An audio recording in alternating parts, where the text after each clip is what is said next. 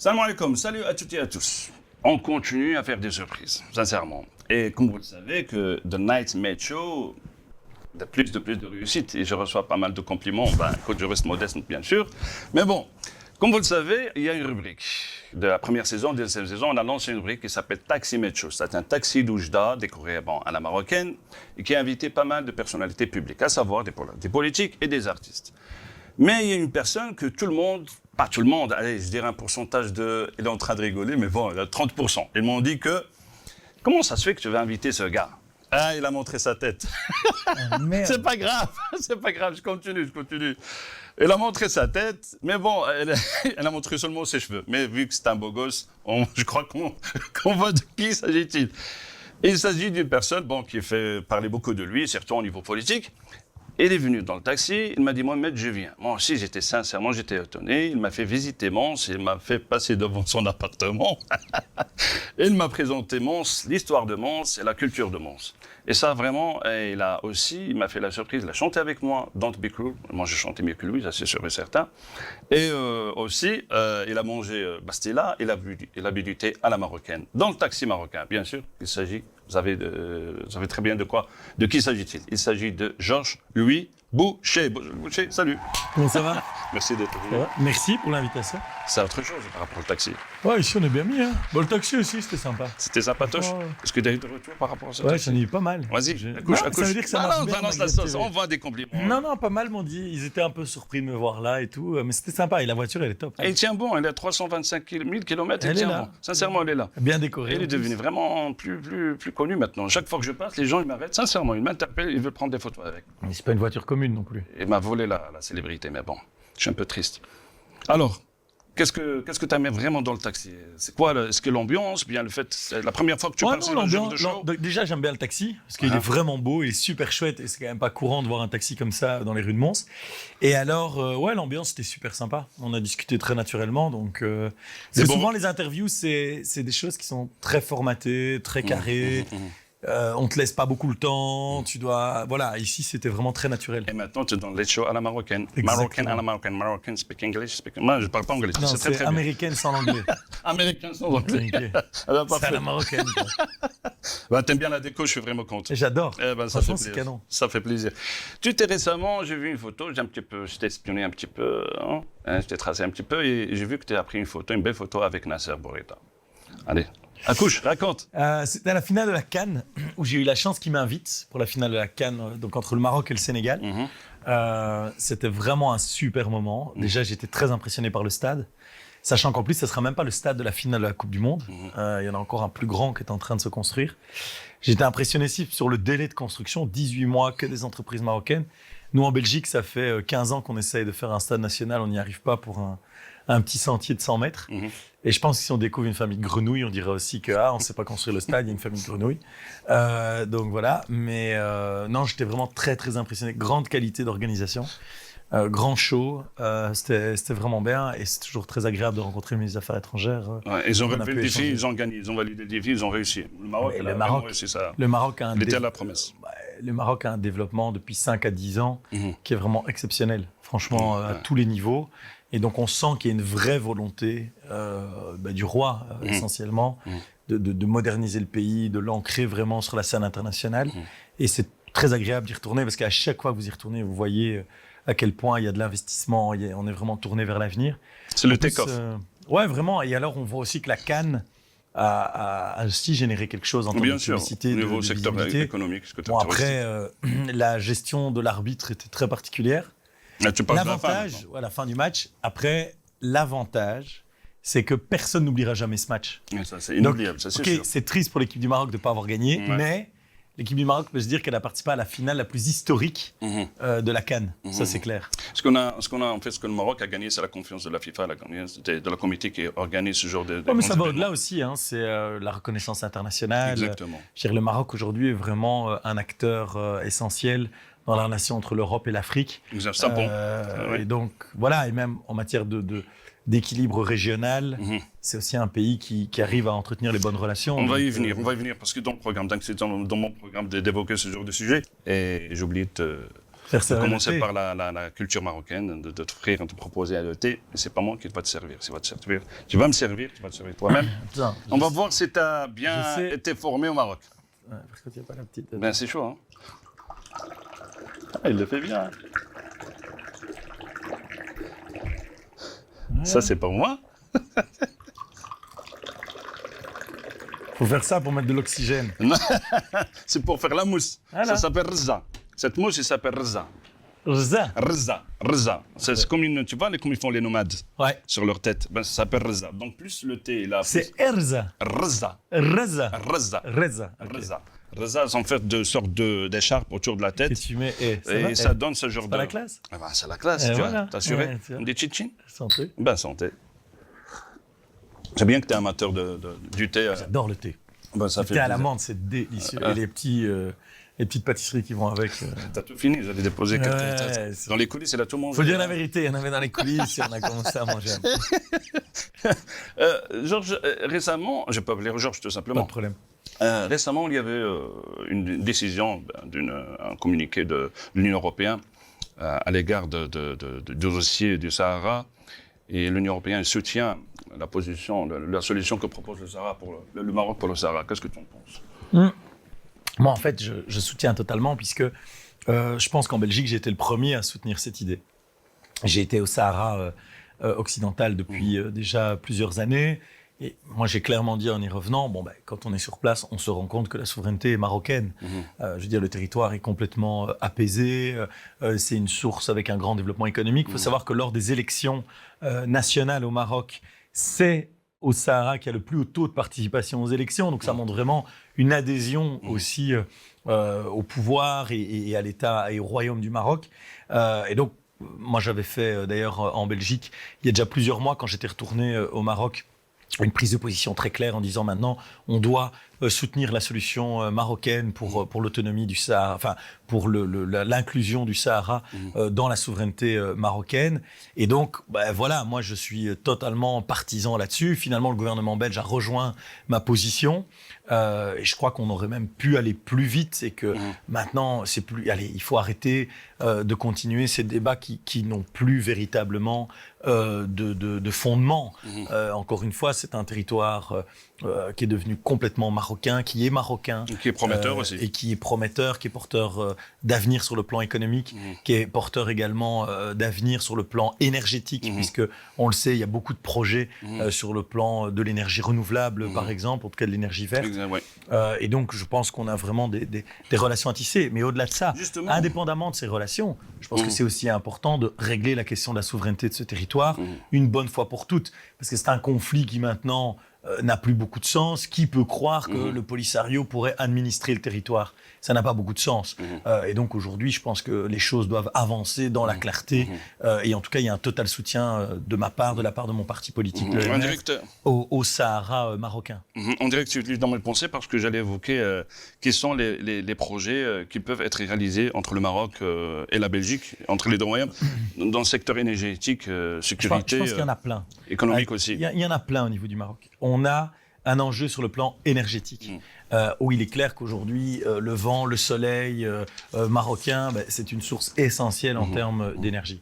Il y a des enjeux de développement économique, puisque le Maroc se développe très rapidement, donc il y a vraiment des échanges entre nos entreprises qui peuvent être faits, des marchés qui peuvent être acquis, des collaborations qui peuvent se renforcer. On a un enjeu en matière également sécuritaire. Puisqu'on partage les mêmes préoccupations de lutte contre le terrorisme, de lutte contre le radicalisme. Exactement. Et donc, à partir de là, échange d'informations, échange de détenus aussi. On le sait, il y a des détenus marocains en Belgique, le Royaume du Maroc. Et ça, j'aimerais bien l'expliquer ici, parce que parfois, on va il y en a évoquer certains qui ne comprennent pas Justement, pourquoi il je y a dis une ça. question sur ça. Mais je dis ça parce que le Royaume du Maroc est très clair. Il y a près de 600 000 Marocains ici en Belgique, ou de Belgo-Marocains, mais il y en a peut-être quelques centaines, quelques milliers qui posent problème. Le Royaume du Maroc a toujours été très clair. Il faut être ferme par rapport à ceux qui ne respectent pas les règles et les sanctionner pour permettre aux autres de vivre en totale De toute façon, le Maroc est sévère à l'égard des délinquants, que ce soit au Maroc ou bien ailleurs. Et bien évidemment. Oui, Et donc, sur la matière de sécurité, lutte contre le terrorisme, lutte contre le radicalisme, on a énormément de choses à faire ensemble. Et au-delà de ça, moi, je vois vraiment le Maroc comme un État ambassadeur et qui jette des ponts entre l'Europe et l'Afrique. Parce qu'à terme, je pense qu'on a vraiment intérêt à avoir un accord de libre-échange, un accord politique large entre l'Europe et l'Afrique. Et puisqu'on a déjà des relations de ce type avec le Maroc, certains accords d'échange avec le Maroc sur le plan économique, je pense qu'on doit vraiment aller un cran plus loin et permettre, parce que le Maroc joue un rôle important dans cette relation approfondie entre l'Europe et l'Afrique. On a évoqué pas mal de sujets sur le Maroc, ça fait vraiment plaisir. Et en fait, maintenant, revenons chez nous, la Belgique. Le blocage, maintenant, on est dans le 600 jours de blocage. Plus de 600 jours, je crois. Maintenant. Plus, ouais, même. Si je te demande, j'ai entendu récemment, hier, bien avant-hier, qu'il y a des échos qui disent que les négociations vont bon train. J'espère que c'est le cas. Est-ce que tu crois que c'est le cas? Objectivement, dire que ça va bon train, c'est un peu optimiste. Mais néanmoins, je pense qu'on est à un moment décisif. C'est-à-dire que soit on arrive dans les tout prochains jours à débloquer la situation, et alors dans ce cas-là, il y a encore quelque chose d'intéressant qui est possible, soit ça continue à s'embourber, et là je crains vraiment une faillite de la région, dans le sens faillite en termes de gestion politique, difficulté à se financer sur les marchés, pas de capacité à apporter des politiques favorables à la population. Donc je pense que quoi qu'il en soit, on peut dire qu'on est dans un moment décisif. Comment va la santé dans notre budget? Comment la santé dans notre économie actuellement? Le budget, c'est compliqué partout. C'est compliqué partout. Pourquoi? Parce qu'en fait, on a un État qui dépense énormément d'argent, trop d'argent, parce qu'on a un État qui s'occupe de trop de choses. Et je sais que les gens ont parfois du mal à intégrer ça, mais le rôle de l'État, normalement, c'est de financer les écoles, financer les infrastructures comme des routes, financer la sécurité, donc tout le régalien, et financer une solidarité qui permet d'avoir un filet de sécurité. Le problème, c'est qu'aujourd'hui, on a trop de situations où les gens ne travaillent pas du côté du sud du pays. 65% de taux d'emploi, c'est 76% en Flandre. Donc si vous augmentez le nombre de gens qui travaillent, vous augmentez les recettes de l'État. Et en plus de ça, vous vous retrouvez en fait à ce qu'on dépense des choses qu'on ne devrait pas dépenser. Il y a trop de structures publiques en Belgique. On veut supprimer les provinces en Wallonie, on veut supprimer le Sénat. On a 40 000 fonctionnaires de plus sur les 5 dernières années. On a 4 fois plus de fonctionnaires que dans les années 60. Pourquoi? À cause de la régionalisation. Plein de pays, il y a un seul gouvernement. Nous, on a des gouvernements un peu partout. Et donc, on doit vraiment réduire ça, mais on doit aussi réduire une série d'interventions. Un petit peu le budget. Oui, mais on doit aussi réduire une série d'interventions publiques. Je vous donne un exemple. Est-ce que c'est le rôle de l'État de financer la rénovation de votre maison? On donne des chèques pour la culture, on donne des chèques pour le sport. Vers une énergie amie de l'environnement, pourquoi pas? Oui, mais je vais être clair, parce que l'État n'a pas l'argent de le faire. Et surtout, aujourd'hui, si on dit que l'ensemble des logements doivent être PEB-C minimum à l'horizon 2050, on n'y arrivera pas. Qu'on mette des obligations sur les nouvelles constructions, qu'on mette éventuellement des obligations quand on vend un bien ou qu'on le rénove. Ça, je peux le comprendre. Mais qu'on dise du jour au lendemain, tout le monde doit procéder à ça, objectivement, aujourd'hui, ça va être une opération qui est extrêmement difficile, pour ne pas dire impossible. Donc pourquoi pénaliser les gens? Vous savez, si on veut sauver la planète, il faut investir dans le nucléaire, ce qu'on a fait. Il faut faire en sorte de pouvoir travailler justement sur des nouvelles constructions, densifier ce qu'on appelle les centres-villes, donc pouvoir construire plus en hauteur, avoir moins d'étalement. Tu peux alléger le problème de logement. Changer l'aménagement du territoire.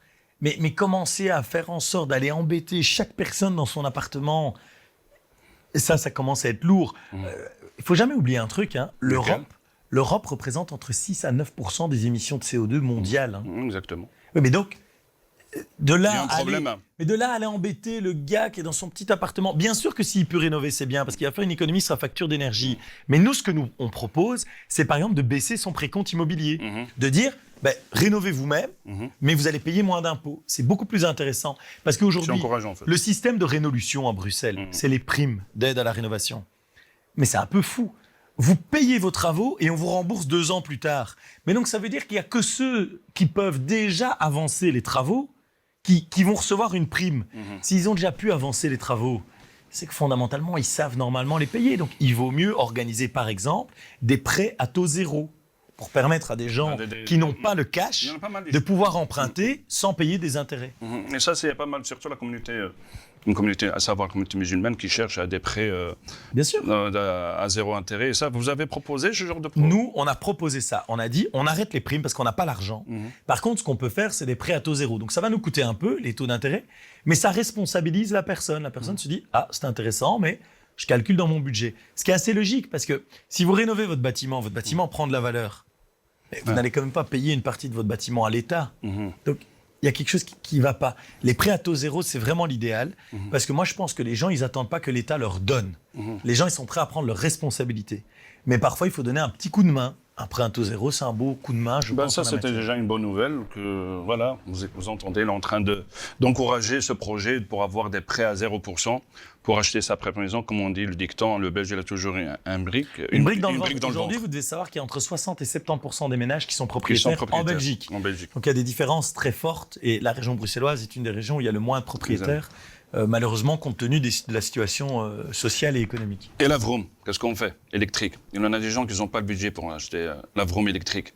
Est-ce qu'on va revenir à l'époque des années 80, que les risques qu'ils ont les voitures? Moi, je vais être clair. Avoir 100% du parc automobile en électrique, c'est impossible. C'est impossible. Pourquoi? C'est impossible pour plusieurs raisons. Un, notre réseau électrique. Est-ce que tu sais qu'aujourd'hui, si toutes les voitures étaient électriques, il nous faudrait 2 réacteurs nucléaires de plus. 2 réacteurs nucléaires de plus, rien que pour les voitures. C'est pas possible. En plus de ça, le réseau électrique, donc ce qui distribue l'électricité dans les maisons et un peu partout, il n'a pas été construit pour ça. Et donc, si tout le monde avait une voiture électrique, vous n'arriveriez même pas à recharger votre voiture. C'est le problème déjà. 3, les voitures électriques aujourd'hui ont une autonomie qui ne permet pas à tout le monde de pouvoir en avoir une. Exactement. Quand tu fais tes déplacements uniquement à Bruxelles, ok, tu peux avoir une voiture électrique.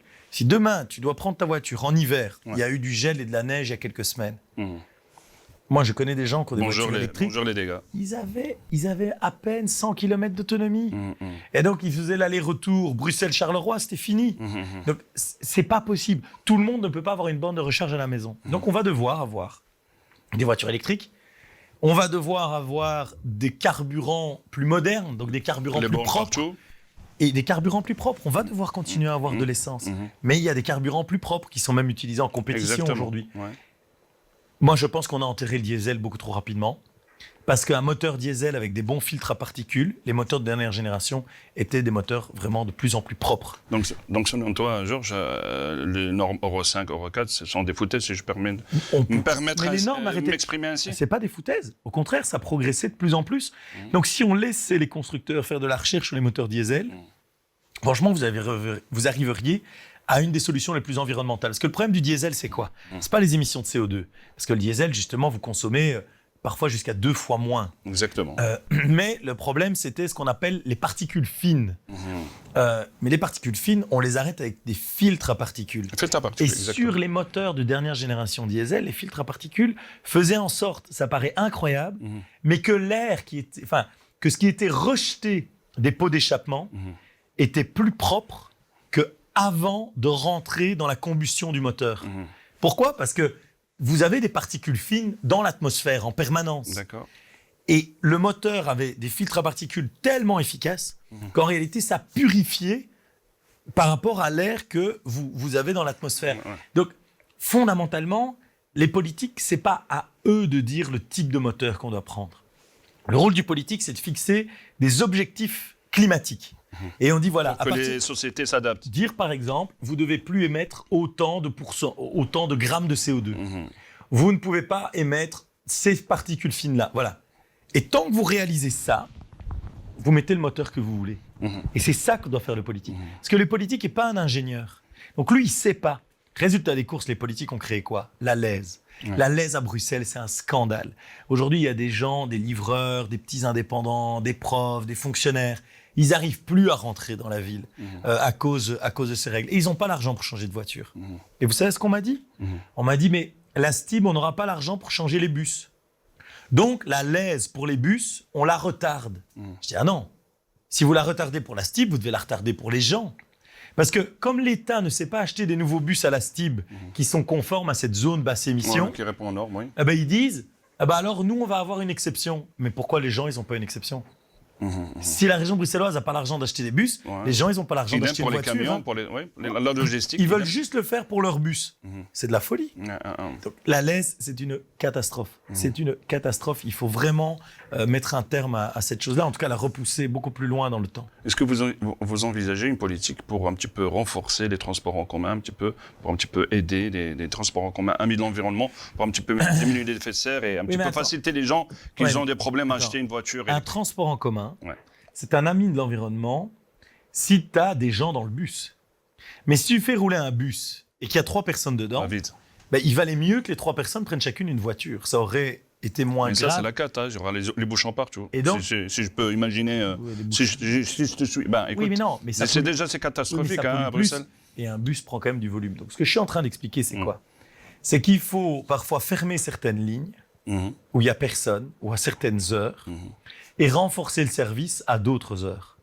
Par exemple, quand je vois des bus qui voyagent quasi à vide 21 heures, et qu'à 17 heures, on n'arrive pas à monter dedans, 16-17 heures, je me dis, il y a quand Il y a même un un problème. problème. Et c'est là qu'on doit avoir une approche, et l'intelligence artificielle peut nous aider, les technologies nous aident. On doit avoir une approche beaucoup plus dynamique et de dire, je vais offrir des services selon les besoins du moment. Changer les horaires plus régulièrement, avoir une capacité de les adapter beaucoup Adapter plus rapidement. Aujourd'hui, pour faire une grille horaire dans les transports en commun, ça prend un temps, mais fou. Alors qu'avec la technologie, il pourrait vous sortir la meilleure grille horaire possible. Donc on doit s'aider de moyens technologiques pour être beaucoup plus efficace. Vous avez proposé cela Bien sûr. D'accord. Maintenant, comment dirais-je, je vais te mettre dans une situation un peu gênante. Et c'est que je vais citer quelques noms de tes collègues, ou bien de certains politiques belges. Et je veux que tu me réponds qu'est-ce que tu en penses de ces gens-là, mais en un seul mot. Et je te demande si c'est que ce mot-là soit positif. Aïe, aïe, aïe. Ça, c'est vraiment dur. Ah ouais, je sais. Je peux pas chanter à la place. On va chanter, t'inquiète. Ah ouais, on fait les deux. On va quand même chanter, t'inquiète pas. On commence. Par De Wever. Ah, lui, j'aurais pas de En mal. un seul mot. Mais j'aurais pas de mal quand même, je te le dis. Allez. Brillant. D'accord. Raoul. Battleur. D'accord. C'est un compliment, un battleur. Paul Magnette. Euh, En un seul mot. Intellectuel. Ouais, c'est pas un mot. Hein. Ouais, j'avais que. Attends, moi. Voilà. Vas-y. Intellectuel. Ok. C'est pas méchant. Ah ouais, c'est Tu un m'as pas dit compliment. non plus. C'est un compliment. C'est un compliment. Vous mettez intellectuel que bête. Oh, c'est vrai. D'accord. Fouad Haïdar. Fouad Haïdar. Ah, malin. C'est un malin, lui. Ivan Verhofstadt. Yvan Verhofstadt.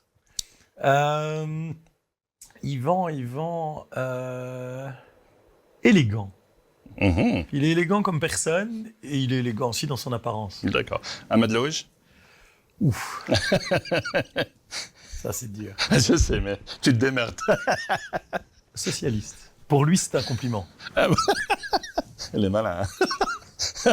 Bon, je te repose la même question, mais bon. je dis tout en mal. Ah ouais, Ok. mais bon. Et là, tu vas le mettre dans quelle catégorie? Ami, camarade, rival ou ennemi?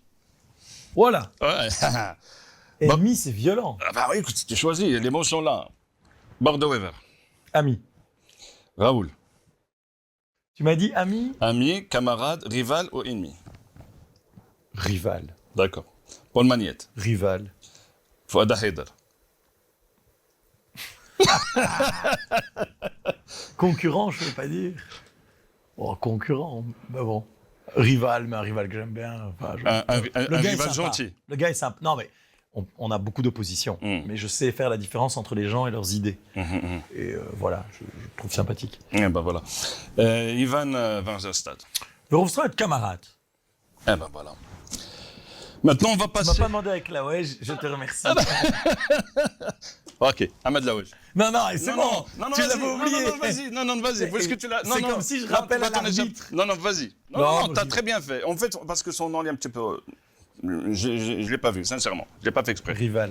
Rival? J'ai fait exprès de jamais utiliser le mot ennemi parce que je pense que dans la vie, ennemi, c'est un mot dur. Pas ennemi, Pour quoi. être honnête, hein, contrairement à ce qu'on pense de moi, j'estime pas avoir d'ennemis en politique. Je veux dire, moi j'ai des convictions, donc je m'oppose à des gens qui ont d'autres projets de société. Et donc, j'essaye de convaincre les gens que c'est moi qui ai raison. Mais je veux dire, un ennemi, c'est quelqu'un qui...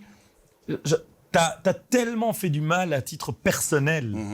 Et j'essaie de faire la distinction. En fait, c'est pas personnel. Une fois en dehors du Parlement, on devient des amis, on prend un café. En tout cas, moi, je n'ai personne où je me dis, oh, cette personne-là, jamais de la vie. Moi, en fait, je sais qu'il y en a qui... Mais c'est con à dire, mais j'aime bien les gens. J'aime bien découvrir les gens, comprendre, connaître leur parcours. Je vais te poser la question autrement. Est-ce que j'ai un ennemi? Non. Est-ce que Georges-Louis Boucher essaie toujours voir le bon côté de chaque collègue, de chaque type? Ouais, ça, je crois que je suis assez positif. Mais encore une fois, surtout, le point, c'est que je fais la distinction. Moi, dans un débat, je peux te rentrer dedans très fort, mais c'est jamais personnel. Donc, je peux considérer... T'es pas rancunier. Ça, et je considère que si c'est une idée à la con, je dis, c'est une idée à la con. Mais je ne dis pas pour autant que le gars qui porte l'idée est un con. Et je lui en veux pas. Enfin, voilà. Une fois que vous sortez du plateau... Moi, en tout cas, mais c'est pas le cas pour tout le monde. Il y a peu de gens en Belgique qui fonctionnent comme ça. Mais ça, je suis triste de ça. En Belgique, tous les politiques prennent tout personnellement. Moi, si je devais prendre les trucs personnellement avec tout ce qu'on dit de moi, mais je sors plus de chez moi. Je parle plus à personne, en fait. Tous les jours, il y a des gens qui disent des choses vraiment pas sympas. C'est un choix à faire, hein, Georges? Oui, mais il faut pas vivre dans la rancœur, ça sert à rien. Ouais. Et c'est, en fait, pour un petit peu clôturer ce fameux dossier, par rapport au blocage, moi, j'ai dit toujours que peu importe le parti politique, il n'y a aucun parti politique qui est irréprochable. Si, le MR. Non. Si. Non. Il n'y en a aucun qui est parfait, peu importe. Mais le côté là qui est imparfait, il peut être complémenté par un autre parti politique. Tu vois ce que je veux dire? Autrement dit, que tous les partis politiques convergent, ils cherchent le bien-être d'un citoyen. C'est à moitié vrai. Tu vois ce que je veux dire? Non, mais c'est à moitié vrai. Est-ce qu'on peut donner cette métaphore, on peut donner ce tableau? Sur le papier, ça marche, ça fait joli, mais dans la vraie vie, ça marche pas. Et je vais t'expliquer. Si à un moment donné, tu as un budget avec ta femme, vous avez 1 000 € pour partir en vacances. Tu es en train de simplifier. Toi, tu veux absolument aller au Maroc. Elle veut aller en Grèce.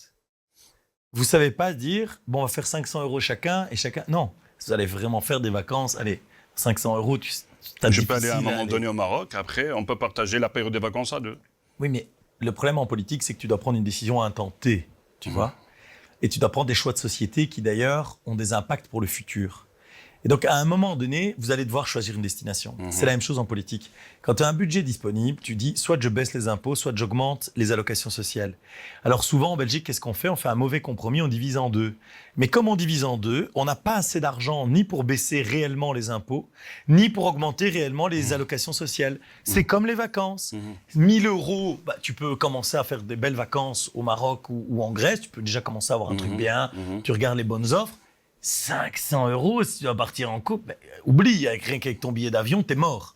C'est un peu la même chose en politique. Sauf que, en politique, comme on prend des décisions qui sont parfois très techniques, etc., les gens se rendent pas compte. Mais vouloir dire que tout le monde a un truc positif, non. Pour une raison qui est simple. C'est que les besoins des gens, ils sont illimités. Par contre, nos ressources sont limitées. Ça veut dire qu'on a des budgets limités. Et dans les budgets limités, on doit dire à un moment donné, qu'est-ce qu'on fait? Est-ce qu'on baisse les impôts parce qu'on veut renforcer l'économie, on veut renforcer la compétitivité, on veut renforcer les travailleurs? Ou est-ce qu'on augmente les allocations sociales parce qu'on veut renforcer la solidarité, on veut faire en sorte qu'il y ait moins de précarité, etc., etc. Ça, ce sont des vrais choix de société. Et tu peux mettre le meilleur expert du monde, il ne va pas pouvoir trancher cette question. Moi, j'ai la conviction que si j'améliore l'économie, je diminue la précarité. D'autres considèrent que l'économie va assez bien et qu'il suffit de prendre de l'argent pour aller le donner à d'autres. Est-ce qu'un jour, Georges-Louis Boucher l'a dit, mon choix aujourd'hui, c'était la proposition que j'ai faite comme loi ou bien comme projet, il est un petit peu difficile. Est-ce que tu ne te remets pas en question dans certaines situations, dans certaines conditions? Tu ne te remets pas en question, tu dis, bon, c'est un peu, là, j'étais fort un petit peu. Tu réfléchis tout le temps à savoir si ce que tu as fait, c'était bien. Tu ne peux pas occuper une fonction comme la mienne. Non, c'est comme ça, et c'est bon, c'est irrévocable. En général, quand je prends un choix, c'est que je l'ai beaucoup réfléchi avant. Avec une longue réflexion. Ouais. Et je vais être tout à fait clair et transparent. Quand je prends une orientation, après, j'en change pas. Parce qu'au moment où je prends l'orientation, c'est que je considère que c'est le meilleur choix. D'accord. Et donc, tu peux toujours, à la fin du film, te dire « Ah, il faudrait, ah, ceci, ah, cela ». Mais à un moment dans la vie, voilà, quand tu choisis l'école de tes enfants, c'est une grande responsabilité. Mais un jour, il faut quand même aller quelque part et signer le papier pour l'inscrire quelque part, quoi. Voilà. Après, tu vas me dire, tu peux changer plusieurs années après. Oui, mais il faut... Quand on prend un choix, il faut quand même en assumer la ligne. Mais par contre, est-ce que je me pose la question tous les jours? Est-ce que je réfléchis? Est-ce que je doute? Est-ce que... Et ça, bien sûr, si tu fais pas ça alors que tu occupes ma fonction. Et donc, parfois, tu corriges aussi. Tu dis, là, je l'ai dit de façon trop brute, je dois un peu affiner. Et donc, on corrige. Tous les jours, j'essaie de corriger, de faire des aménagements. Mais toutes les personnes qui font quelque chose de leur vie, qui tiennent un magasin, ouvrier à l'usine, chauffeur à la STIP, tout le monde essaye d'améliorer. Moi, ce qui est la grande différence, c'est comme c'est très médiatisé, tout est surveillé en permanence. Donc, le rapport n'est pas le même, parce que beaucoup d'analyses, beaucoup de... Est-ce que Georges Boucher est prêt à vivre une expérience, par exemple, à vivre la vie d'un éboueur ou bien d'un... clair. J'ai déjà fait plusieurs fois, moi je suis prêt à le faire, j'adore. On peut faire ça ensemble? Sans aucun problème. Eh ben, on le fera. Non, sans aucun problème, moi ça m'intéresse. En plus, il faut savoir un truc, c'est que je suis curieux de tout. J'adore découvrir des trucs. Comme ça, et chaque ouvrier vous raconte ses propres soucis, son vécu, son quotidien. Mais comme j'adore. ça, plus ou moins, je crois que vous aurez plus de... Je crois que lorsque vous prenez des décisions dans le futur, je crois que vous avez certains déclics et sur lesquels vous pouvez vous baser. Franchement, c'est pas pour dire... Tu vois ce que je veux dire? Ouais, mais il faut pas croire non plus qu'on est complètement ignorant. Je vois bien. Non, j'ai pas dit ça. Non, mais je veux dire, la vie des gens... Nous aussi, on a une famille. Moi, dans ma famille, j'ai des demandeurs d'emploi. Il y a des personnes qui travaillent à l'usine. Il y en a qui sont cadres. Il y a des indépendants. J'ai de tout dans mon entourage. Je vois un peu la vie. Mais il faut comprendre aussi que nous, on doit prendre des décisions qu'on appelle macro. C'est-à-dire des décisions pour des millions de personnes. Et la réalité, c'est que la vie de chacun est différente. Exactement. Parce que si aujourd'hui, tu es ouvrier, mais que ta femme travaille, que vous vivez à deux, que vous avez vos 2 enfants, dans une maison que vous avez déjà payée, votre vie n'est pas la même que si tu es papa ou maman célibataire ou que ton conjoint est malade. Pourtant, tu as le même boulot, potentiellement. Le problème, c'est que c'est quasi impossible pour l'État de rentrer dans chaque individualité. Donc l'exception ne fait pas la règle. Et ça, il faut avoir l'honnêteté de reconnaître qu'on essaye de penser à beaucoup de mécanismes, mais qu'il y a une part dans la vie, et je sais qu'en général, on n'aime pas entendre, mais il y a une part dans la vie, déjà, il y a une part qui relève de ta responsabilité, pas dans le cas d'avoir un proche malade. Mais parfois, tu fais des choix de vie qui ne sont pas les bons non plus. Oui. Et les choix de vie que tu fais qui ne sont pas bons, ça ne veut pas dire que tu dois être hors jeu pour toute ta vie, mais tu dois aussi en assumer des conséquences. Tu sais, moi, quand j'étais jeune, il y a le doudou à Mons, tu sais, le grand... Oui, je sais. Moi, je ne l'ai jamais fait quand j'étais gamin, quand j'étais jeune ou à l'UNIF, parce que j'étudiais. J'ai des potes, ils ont fait le doudou à mort. Ils ont rencontré des filles, tout ça, c'était génial. Et maintenant, ils n'ont peut-être pas toujours tous réussi leurs études. Et donc, ils me disent, ouais, mais toi, tu as vu ta situation. Tu vois. Ok, gars, mais à un moment, la vie, c'est des choix. Et moi, je suis jamais parti en vacances quand j'étais gamin. Donc, je sais pas eu que j'ai une vie. Peut-être qu'ils ont certaines circonstances qui les ont empêchés de faire des études aussi. Non, mais bien sûr. Donc, il y a des gens, parfois, c'est la fatalité, c'est ce que j'allais dire. Donc, il y a votre responsabilité et parfois, il y a aussi les circonstances de la vie. Mais la question de la responsabilité personnelle, dans toute une série de cas, ça existe aussi. Et moi, ce que je trouve un peu bizarre dans cette société, c'est qu'on ne veut jamais, on veut de moins en moins admettre qu'on a aussi une part de responsabilité dans ses choix. Que les choses ne tombent pas comme ça. Moi, j'ai eu plus d'échecs que de succès. Et j'ai eu de la chance à d'autres moments que d'autres n'ont pas. Et donc, je suis conscient de la chance que j'ai sur toute une série de points. Ce sont les échecs qui t'ont forgé, autrement dit. Mais ce que je veux dire par là, c'est que parfois, il y a des gens... ils prennent pas leurs responsabilités. Après, ils attendent que les autres règlent. Et il faut quand même réfléchir. Il faut quand même aussi se poser les bonnes questions. Par exemple, je parlais des études. Il y a des jeunes aujourd'hui qui disent « Ouais, j'y arrive pas, machin. » Ok, qu'est-ce que tu as fait à l'école? Il y a plein de jeunes, s'ils veulent réussir leur vie, il n'y a pas 10 000 possibilités. Soit ils sont méga bons en sport, et ils parient tout là-dessus, soit ils sont méga bons à l'école. Mais si tu n'en as rien à foutre des deux, qu'est-ce que tu espères faire? Alors peut-être que tu vas réussir après parce que tu vas avoir une super idée. Mais il faut quand même... Mais il faut quand même... Oui, mais il faut quand même à un moment trouver l'idée. Tu peux pas juste te dire, un jour, il y a quelqu'un qui va sonner à ma porte, et il va trouver une solution. Et ça, je crois qu'il faut de temps en temps le rappeler quand même dans notre société. Ouais, d'accord. On arrive à la fameuse rubrique Anonymous. Cool. T'es prêt? Ouais, bien sûr. Voilà, à tout de suite.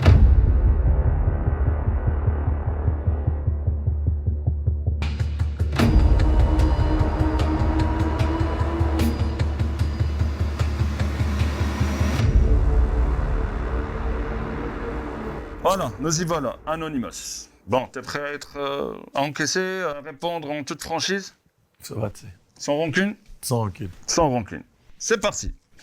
Bon, sur le TikTok, tu es fort présent sur les réseaux sociaux, bien entendu, Georges. Et sur TikTok, pour le premier sujet, c'est le laxisme. C'est par rapport au laxisme, une vidéo sur laquelle tu pars sur le laxisme. Il y a un suscita, je sais pas, bon, c'est un faux profil en fait sur TikTok qui dit... Un Anonymous. Anonymous, exactement. Qui dit, franchement, retourner en arrière, c'est une erreur. Peut-être mettre des limites progressivement, c'est plus intelligent. C'était sur la question des renvois des détenus. Exactement. Sur le laxisme, par rapport au laxisme, j'ai trouvé ce Mais commentaire... quoi, revenir en arrière, enfin, Ça veut dire, moi j'ai compris, c'est pour ça que je dis, est-ce que tu te rappelles bien de cette vidéo? Je me souviens bien de la vidéo. Voilà. Donc en fait, ce que j'ai bien compris, ce que moi j'ai compris, ce qu'il dit, par exemple, il fallait d'abord revenir en arrière. Ça veut dire que ce n'est pas la peine de les renvoyer chez eux, il fallait les retenir ici, si j'ai bien compris, et faire une certaine formation, les aider à s'intégrer, purger leur peine ici. Il faut être sérieux. Faut être sérieux. Aujourd'hui, on a 43% de nos détenus qui ne sont pas belges. 43%. 43, c'est énorme. La moyenne européenne est à un peu plus de 20%. Ouais. Moyenne européenne. D'accord. 43 chez nous, le double. D'accord. Ça nous coûte 240 millions d'euros chaque année. Quand quelqu'un est venu en Belgique pour construire le pays, pour s'intégrer, il faut bien l'accueillir. Il faut même mieux l'accueillir qu'aujourd'hui. Mais quand quelqu'un est venu en Belgique pour commettre des actes de délinquance, il faut le renvoyer. C'est aussi simple que ça. Il n'y a pas de match à avoir par rapport à ça. Que chaque pays prenne en charge ses délinquants et tout ira bien. Mais allez, moi, j'accepte pas de payer de l'impôt pour payer des cellules à des gens qui sont venus dans le pays, dont une bonne partie d'entre eux sont des sans-papiers, des personnes en situation illégale, et qui ont commis des actes de délinquance. Ça n'a strictement aucun sens de continuer comme ça. Justement, en fait, ta réponse fait un lien à ce commentaire aussi, un certain Insunta. Il dit, juste une question, qu'en est-il des étrangers qui sont devenus belges? Si vous avez la nationalité belge, vous êtes un citoyen à part entière. Et donc, dans ce cas-là, vous répondez... Là, on tombe sur la déchéance de la nationalité. Certains peuvent être en déchéance de nationalité pour les cas les plus graves. Vous êtes avocat, vous pouvez me dire, les avocats de formation, oui, je suis avocat. Vous avez même exercé le métier. Est-ce que vous pouvez me donner certains crimes qui peuvent le terrorisme. Conduire... Terrorisme, c'est le plus évident. Vous avez commis un acte de terrorisme en Belgique, vous êtes belge avec une autre nationalité, je ne vais pas la citer parce qu'à chaque fois, ça fait une polémique. Dans ce cas-là, on peut vous retirer votre nationalité belge. Parce que vous avez porté atteinte aux intérêts nationaux, vous avez porté atteinte à des vies humaines dans le territoire. Ça fait partie des cas les plus graves. Et ceux qui sont nés ici, sont belges. Quelqu'un qui est né ici et qui est de nationalité. Mais il a quand même une double nationalité. S'il a une double nationalité, mais qu'il ne l'a pas acquis, mais qu'on le laisse avec sa nationalité de départ, il peut également y avoir une déchéance. En fait, il y a une règle majeure sur la déchéance de nationalité, c'est qu'on ne peut pas laisser quelqu'un comme apatride, c'est-à-dire sans nationalité. Mais si quelqu'un a une autre nationalité, on peut effectivement le déchoir de la nationalité belge. Donc, pour la vidéo 2, je te laisse la regarder. Des gens qui sont réellement malades continueront à être soignés, à être soutenus, à être accompagnés. Il n'y a pas de risque avec ça. Mais dans notre pays, il y a deux catégories sur lesquelles on veut travailler. Un, les faux malades. Et on a beaucoup de faux malades. Alors non, je vais juste vous donner un chiffre. Mais on ne fait pas dire ce qu'on veut. Vous avez pris tout à l'heure les chiffres de l'évasion fiscale. Donc ce chiffre-là, je pourrais aussi vous dire, les chiffres, on fait dire ce qu'on veut. Non, j'ai pris votre chiffre, je l'ai accepté, j'ai essayé de donner une explication. Ici, mes chiffres, vous pouvez les vérifier, vous pouvez aller sur Google. À chaque fois, moi je dis aux gens, prenez votre téléphone. On a aujourd'hui en Belgique près de 6% de la population active qui est en arrêt de longue durée. C'est colossal. C'est colossal. C'est 2 à 3 points de plus que la moyenne européenne. Donc, à un moment donné, pourquoi on est plus malade en Belgique? On est le pays en Europe avec le plus de malades de longue durée.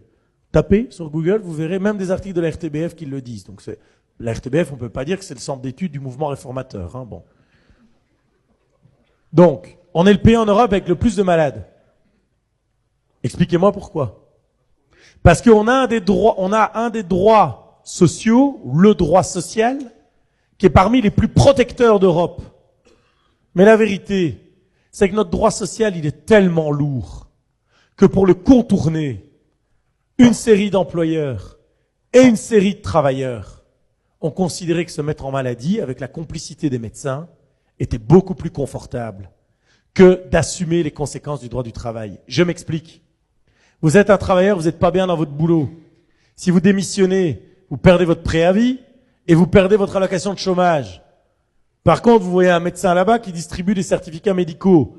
Soi-disant, c'est pas vrai. Là aussi, la RTBF, décidément, a fait un reportage en caméra cachée chez un médecin où il suffisait d'aller et il distribuait des certificats à la chaîne. Vous n'avez jamais eu un docteur qui vous posait la question, vous n'êtes pas bien, vous voulez combien de jours?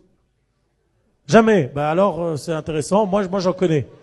Vous ne connaissez personne, mais personne dans votre entourage qui a un jour dit, je vais chercher un billet de malade. Moi, c'est bizarre, je rencontre plein de patrons qui me disent, ah ben j'ai fait une remarque à mon travailleur, il m'a dit, si tu continues à m'emmerder, je prends un billet de malade. C'est bizarre, parce que normalement, on est malade quand on est vraiment malade. Je vous donne un autre exemple. Avec le cumul des congés de maladie. Parce que ça nous paraît naturel. Et on n'a pas remis ça en cause. Mais on va juste réfléchir entre nous. Le pot où on cumule les jours de maladie qu'on n'a pas pris. Et comme par hasard, à la fin de la carrière, on a quasi 1 an, voire un peu plus d'1 an. Et on les prend. Et on dit, c'est mon droit. Mais non, pas dans tous les secteurs. Mais je ne veux pas viser de secteur parce que je ne veux pas soulever une bronca. Mais tout le monde sait de quoi je parle. Les rires en attestent. Mais les jours de maladie, c'est fait quand on est malade. Expliquez-moi comment ces gens font pour trouver un médecin qui les couvre pendant 1 an alors qu'ils ne sont pas malades. Mais juste pour consommer le pot de maladie. Alors, bien sûr que c'est comme ça qu'on arrive. On va vous donner la parole, monsieur, vous inquiétez pas. Expliquez-moi comment c'est possible. Aujourd'hui, il y a une trop grande complaisance. Et même chose dans le chef de certains patrons, il faut être honnête. Hein. Il y a des patrons qui, comme ils veulent pas virer leurs travailleurs parce qu'ils vont devoir lui payer une indemnité, et parfois il y a des préavis qui sont hyper longs, bah, sans se le dire, ça arrange tout le monde que la personne tombe en maladie.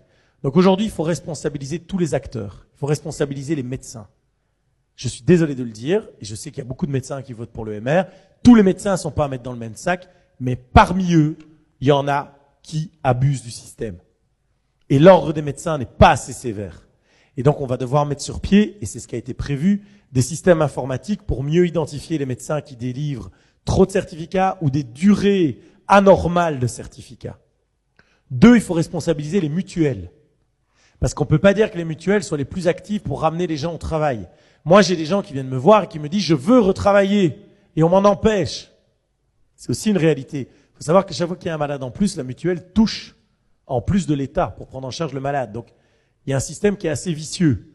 Il faut plutôt créer des incitants pour qu'à chaque fois qu'ils remettent quelqu'un au travail, ils touchent une prime pour qu'il y ait des trajets de remise au travail. Il faut responsabiliser certaines entreprises, mais pour ça, il faut aussi travailler sur le droit du travail.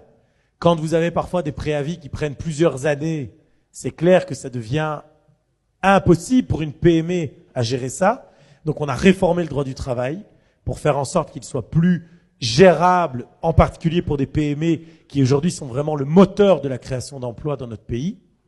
Et il faut responsabiliser les travailleurs parce qu'un travailleur qui utilise un faux certificat médical, comme le médecin d'ailleurs, ben, il n'a pas de sanction. Or, je rappelle qu'un faux certificat médical, en droit pénal, c'est un faux et celui qui l'utilise fait un usage de faux. Et un faux qui est délivré par un médecin, c'est grave. Parce que c'est un faux qui est fait par un détenteur d'une autorité. En l'occurrence, il est le seul à pouvoir délivrer un arrêt de maladie. Donc, il faut bien se rendre compte de la gravité du système.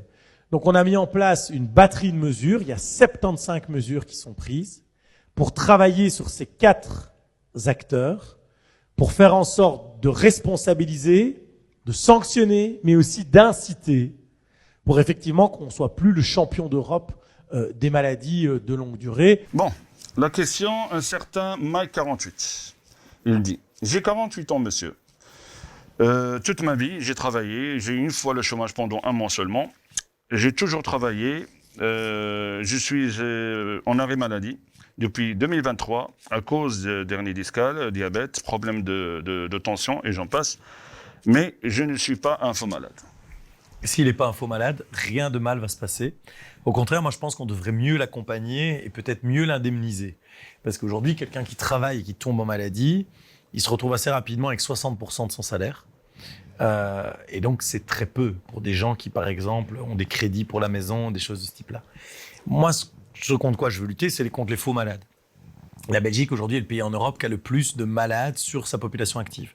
On est à plus de 7% de la population active malade. C'est 2 à 3 points de plus que la moyenne européenne. Et donc, on a un vrai problème par rapport à ça. On est à bientôt 600 000 malades sur un peu plus de 6 millions de travailleurs. Donc, vous voyez que la trajectoire continue à augmenter. Donc, pourquoi ? On sait qu'il y a des faux malades, on sait qu'il y a des médecins qui distribuent des faux certificats, on sait qu'il y a des mutuelles qui maintiennent des gens à la maladie sans les remettre au travail. Donc, on a pris un plan de plus de 70 mesures pour responsabiliser chaque acteur et lutter contre les faux malades, permettre à des gens qui ont des capacités partielles, parce que parfois vous êtes malade, vous ne pouvez plus exercer votre métier de départ. Par exemple, vous avez votre dos cassé, vous ne pouvez plus être chauffeur poids lourd, mais ça ne vous empêche pas peut-être de gérer des commandes via un ordinateur. Et donc de permettre à des gens qui ont des capacités partielles de pouvoir les exercer. Mais pour un cas comme monsieur, il n'a strictement rien à craindre. Le but n'est pas de détruire la solidarité. Le but est de lutter contre les abus, tout simplement. D'accord.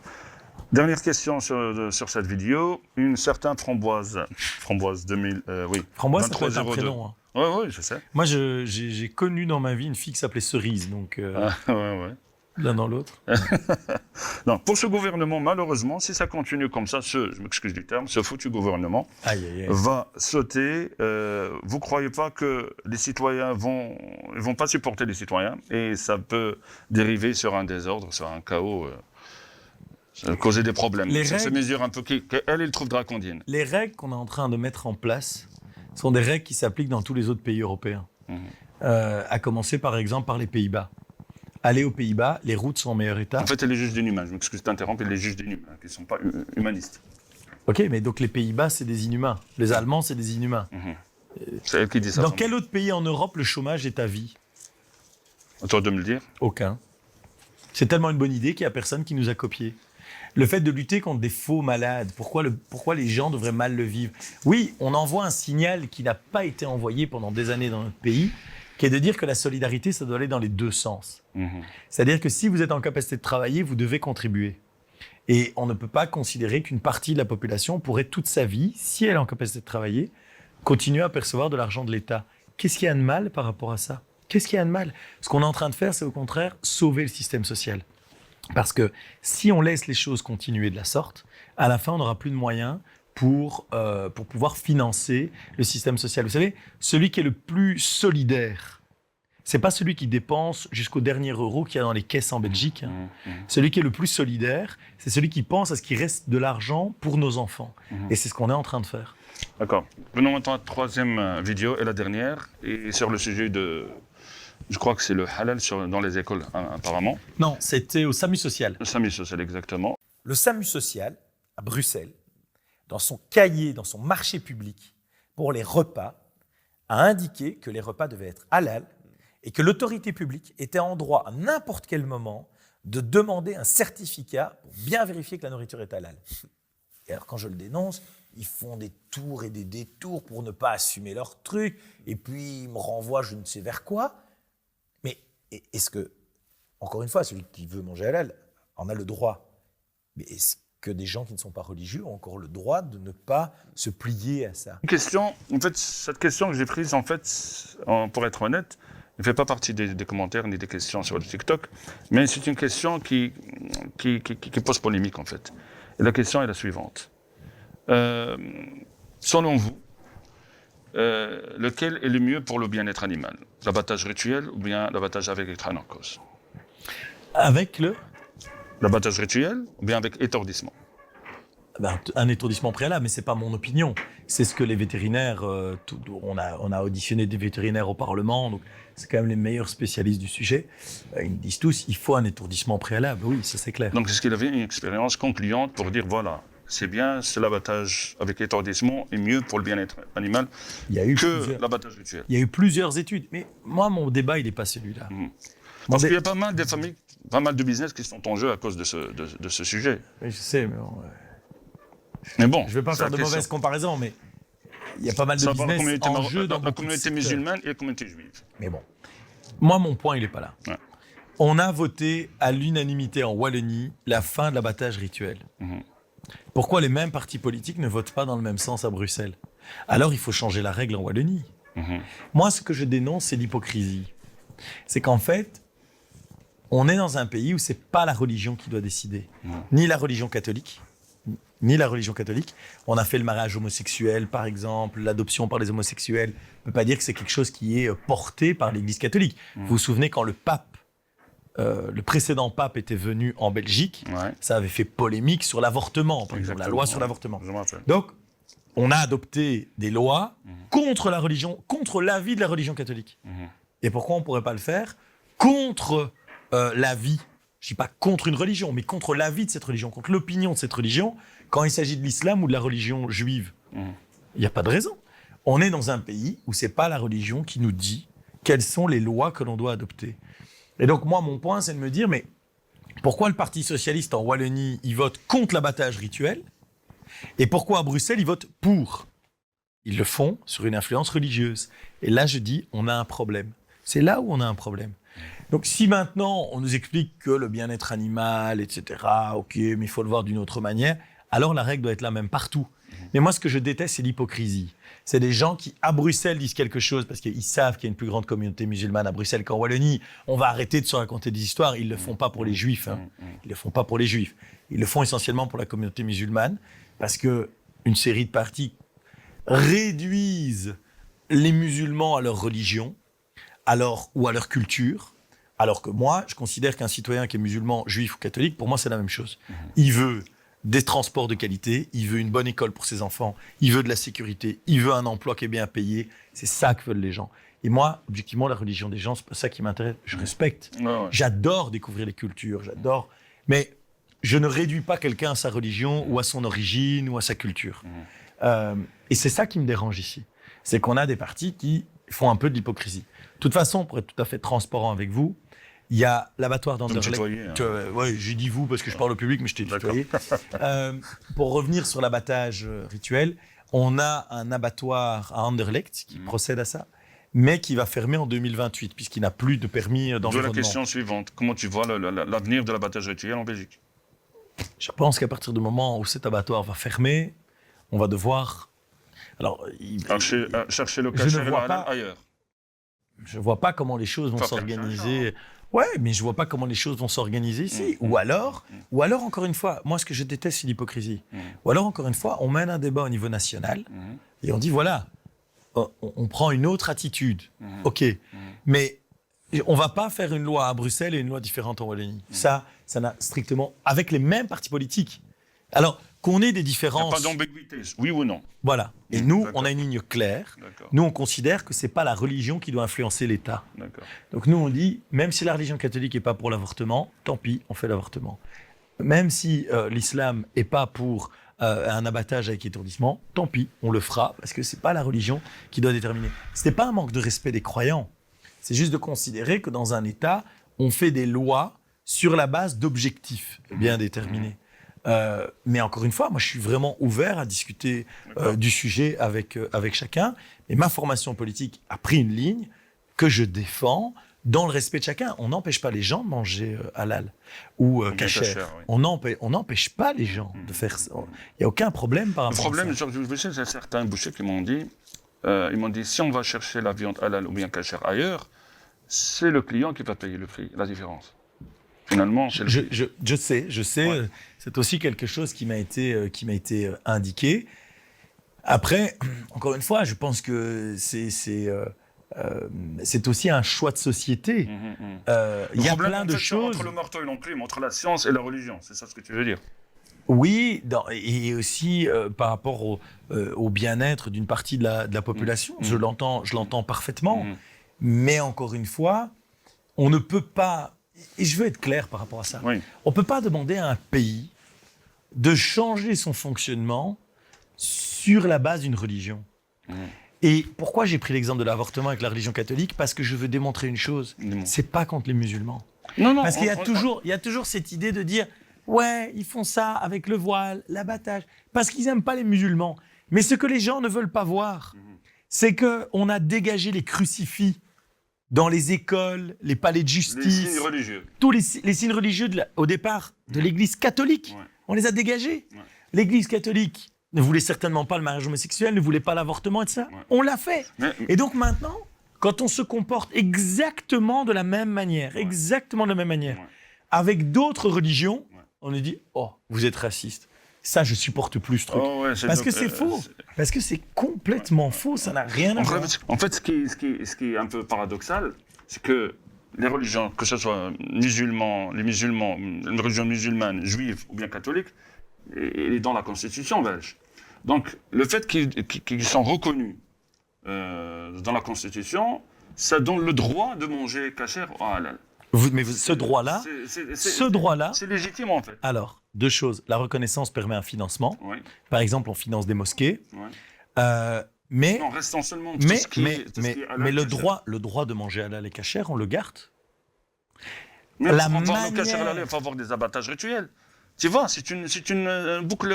Si on, tu vois ce que je veux si dire? on veut le faire. Alors, C'est pour ça que tu dis un ce paradoxe.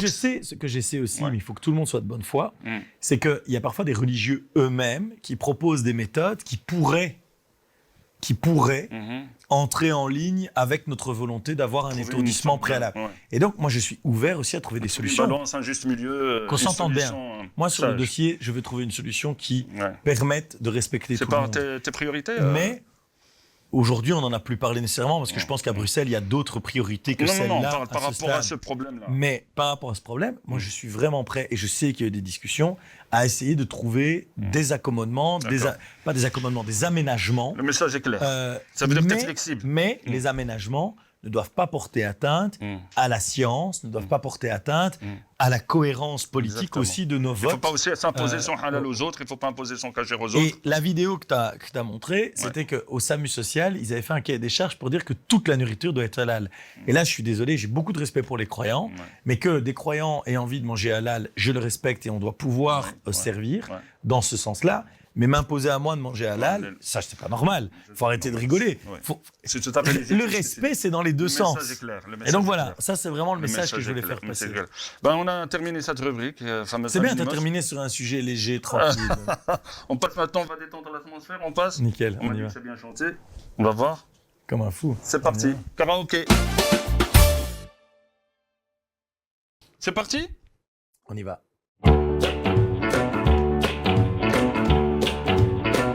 You know I can be found sitting home alone. If you can't come around, at least please tell the phone. Don't be cruel, too hard, that's true. Baby, if I made you mad for something I may have said, please forget my past. The future looks bright. Don't be cruel, too hard, that's true. I don't want no other love, baby, it's just you I'm thinking of. Don't stop thinking of me, don't make me feel this way. Come on over here and love me, you know what I want you to say. Don't be cruel, too hard, that's true. Why you have me apart? I really love you, baby, cross my heart. Let's walk up to a preacher and let her say I do. Then we'll know you will have me, and I will know that we love you. Don't be cruel, too hard, that's true. Ah, yeah, j'étais dedans, hein. C'est quand même. Bravo, bravo. J'ai jamais chanté avant. Par Bravo, contre, hey, bravo. si tu gères pas l'anglais, je sais pas comment tu fais. Non, non, non, non, non. Celle-là, on va chanter tous les deux. Ok, allez. T'as génération Backstreet Boys. À mort. Ah ben voilà. Moi, j'ai fait, en fête scolaire, j'avais fait les Five. Ah. Tu vois les Five? Ah ouais, je connais. À un moment, il y a dans une des chansons, ils jantent le pied comme ça, clac. Je me souviens. Bon, Loin devant. Ok. on va chanter moi et on n'a pas D'un besoin côté, de. t'as on pas a- mis les on a chansons pas- les plus- On n'a pas besoin de ça maintenant. Moi, je garde les On lunettes. garde les lunettes. Hey, for sure. For sure. For sure. For sure. Non, qu'est-ce qu'il avait dit? Il a For dit, sure. Too late. For sure. For sure. Ok, c'est parti. Shape of My Heart, The Backstreet Boys. Ok. Here we go. C'est moi qui commence. Hein.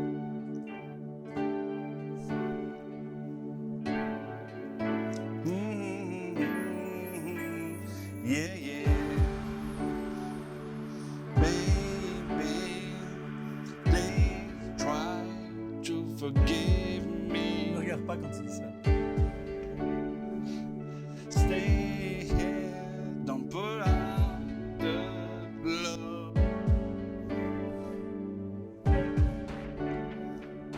Hold me now, the border.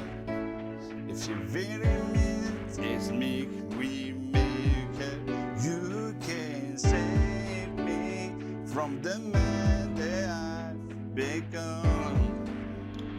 Oh yeah. Ouais, toi. Looking back on the thing I've done, I was trying to be someone. I played my part. Keep your in the dark.